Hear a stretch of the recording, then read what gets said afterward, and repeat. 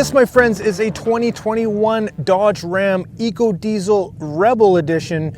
And yeah, as you can see, it's built for off-road. It's an Ecodiesel, so it's gonna have some great torque and of course get some really good mileage. Something I was really considering when I bought a new truck.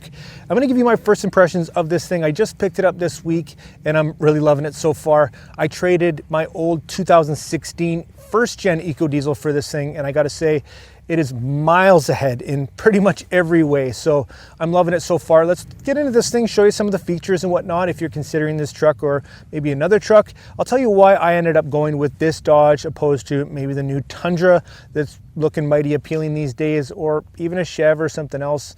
Yeah, let's have a look. Okay guys, so first thing, if you see this truck, the Rebel, it looks pretty off-roady, and it is. It's a truck that's built for off-road, and it's maybe not as pretty or dressed up as the Limited or some of the other non-kind of Rebel-y front ends that you see in the Dodges, the new body style Dodges. So for me, I'm a guy who loves to go off-road, hunting and fishing, camping, all that kind of stuff. So I don't want to baby this thing. I am going to use it as a truck, and this was kind of the perfect fit for me. So as you can see, it's got a rugged, aggressive look. It's got some 33-inch tires that are pretty aggressive, great for mud and snow, and it just looks badass. So I'm loving the look of this thing. It's not too pretty for me to take it off-road. I love that about it. But when you get inside and when you start to really look at this thing, it is definitely a luxury off-road truck. So absolutely amazing what Dodge has done, and pretty much everybody these days. But let's jump around and show you some of the features of this truck, starting with the exterior. All right guys, so going around the exterior, I love the front end of this thing. I love the grille. I love the fake vent look up here. It serves absolutely no purpose, but it looks really, really good if you ask me. It's got the new LED headlights that are fantastic at night. It's got the LED fog lights built in. It's got the nice tow hooks. It just looks really, really good if you ask me. I am loving the look of this thing. It just looks so badass. 33-inch tires stock, these Goodyear Wranglers. Yeah, not the best tire, but definitely not the worst tire. Some of this stuff that's coming on stock truck these days are just absolute garbage, as you may know. So pretty nice to see a decent tire on a truck from the factory. And yeah, what else we got here? We got some towing mirrors. And this is the blackout or the night edition, whatever you call it. So a lot of the trim has been matched to be dark. And yeah, there are two actual different wheels that you can get with this thing. These are the black edition, completely blacked out wheels, but there is one that's black and a bit of chrome around the outside. I didn't initially like the chrome ones, but these ones are definitely growing on me, and it is what it is. So we've got the towing mirrors here, and they are pretty nice. They have a great field of view. You've got your blind spot detector here, which is really nice. As far as the chrome door handles, they're not on this truck. You do get the one-touch lock and the unlock just by grabbing that there. Got these nice running boards here. I'm not a huge fan of running boards, just for the simple fact that I do a lot of off-roading, and I think it's just more to get in the way, get damaged, but these are actually pretty nice. So no complaints there, and they were free. No tonneau cover, but this is the 5'7" box on here, and I think for most people it's absolutely adequate. I would never go with a long box, simply, well, for the main reason it won't fit in my driveway. So loving this thing. It's got a great, as you can see, bed liner in there, so super tough, don't have to worry about anything like that. Over here we've kind of got the blacked out tail lights here, pretty nice. We've got the black tip exhaust. We've got the big Ram on the back of the tailgate. We've got the Rebel badges, of course, and none of the big decals or anything. And of course, you can use your key fob to open that up. So that's pretty snazzy. It is a nice key fob, I have to say. Pretty beefy, feels really good. And yeah, that's the back and the tailgate there. So moving around to the driver's side, it's the exact same thing, just on the driver's side. Yes, let's have a look at the back seat here. We've got an absolute ton of room. Really nice trim along the doors. The leather is really nice. Feels really, really good. Feels a bit better than my 16, I got to admit. That thing, after a few years and some hard use, well, yeah, it held up okay, but not perfect. This just feels a lot better made. So inside the cab, I have to say, This is of course, the crew cab, and it is massive. There's a lot more room in this thing than the 16. My kid can almost not touch the back of the chair with her feet, which bugs me. And she's just there, but she is growing. So definitely more room. It's got the nice flat middle part. There's no hump.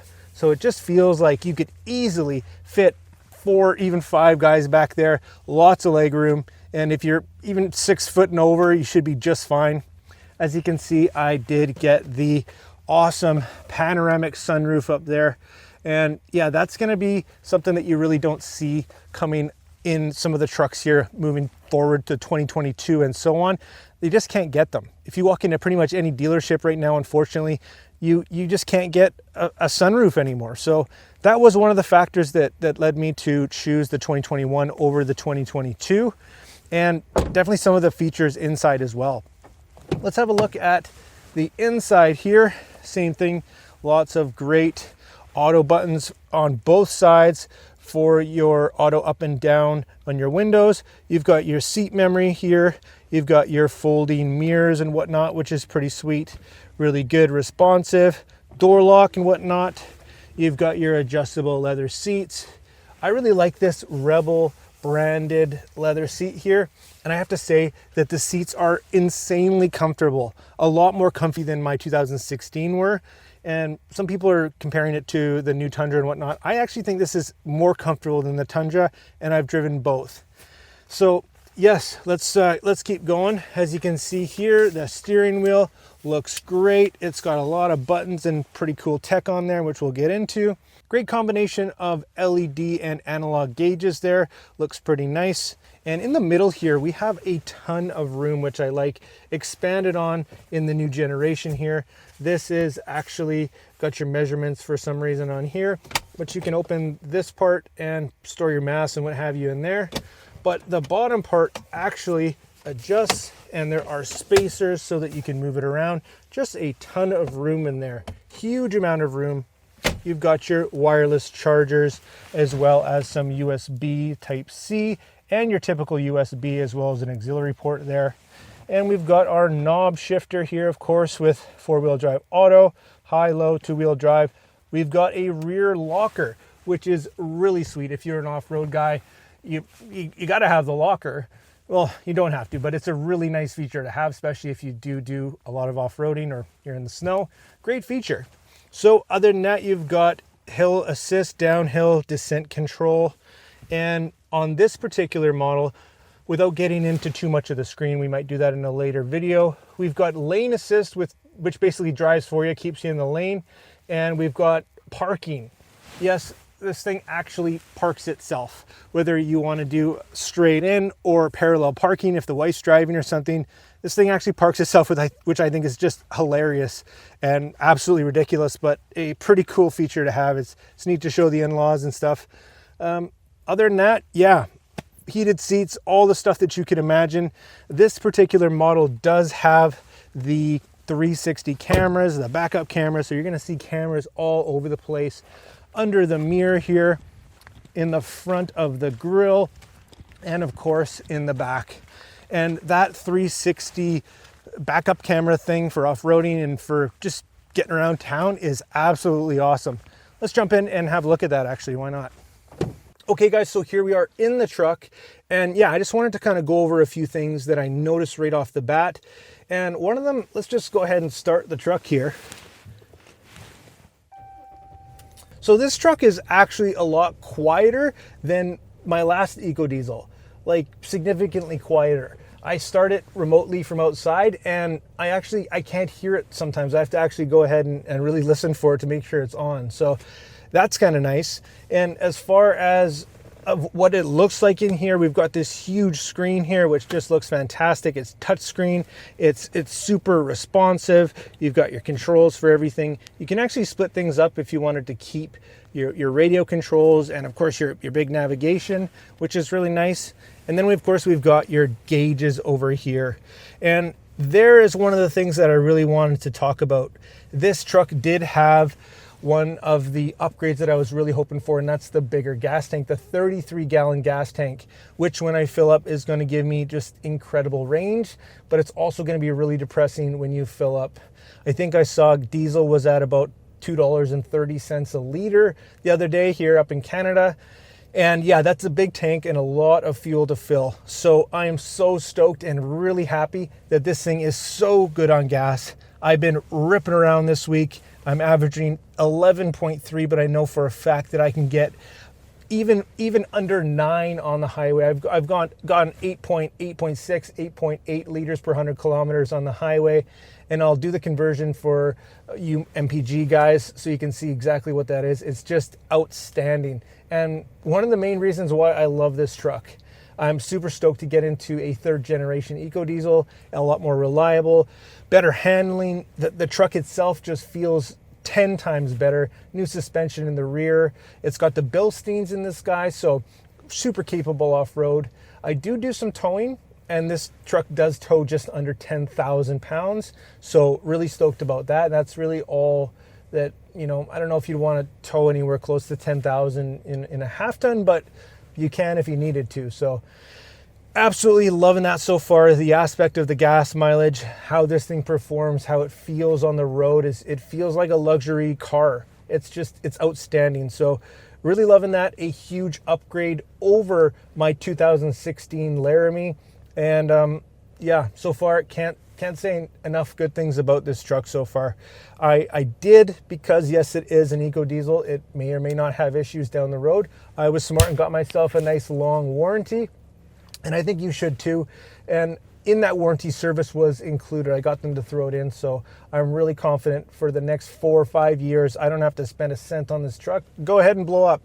So, but luckily we don't really have to worry about that stuff like the 1st gen Ecodiesels, you know, grenading and EGR, your truck setting on fire and stuff. So pretty confident in this guy. We're going to see how it goes over time. Again, this is just my first impressions of this beast. And yeah, absolutely loving it so far. Really happy with what I see. The family loves it. Lots of space for us and just looking awesome on the road. So what else can I say, guys? A couple of the reasons that I didn't go for the new Tundra, which I will address in a future video. One, you just can't get them. It's a big, long wait list, and I did have 3 on order to try get one. But as I always told myself, you never buy the first year of a new generation truck or car, and there's good reason for that. And unfortunately, we're starting to see some issues in the Tundras as it's rolled out more and more. And of course, everything has issues, but maybe a few more than I would have expected from Toyota. And one of the biggest things that I'm loving is the gas mileage isn't great in it. It's actually not good at all for a 3.5 liter twin turbo. I really expected a little bit more from Toyota. They had a long time to get it right, and that gas mileage just isn't very good. So loving this gas mileage, loving this truck, and yeah, make sure you subscribe, guys, if you want to see more about this truck or want to hear some differences about why I went this route. I've owned a lot of trucks over the years, and I gotta say, loving this thing. It's kind of meeting all my needs. There it goes. Oh, another thing, the sound here when you answer your phone and whatnot is just phenomenal. Huge upgrade over the last one. You can actually have a conversation without screaming and whatnot. So just little things, little touches here and there. I will talk about what I don't like, but maybe I'll give it a few weeks, maybe a month or something.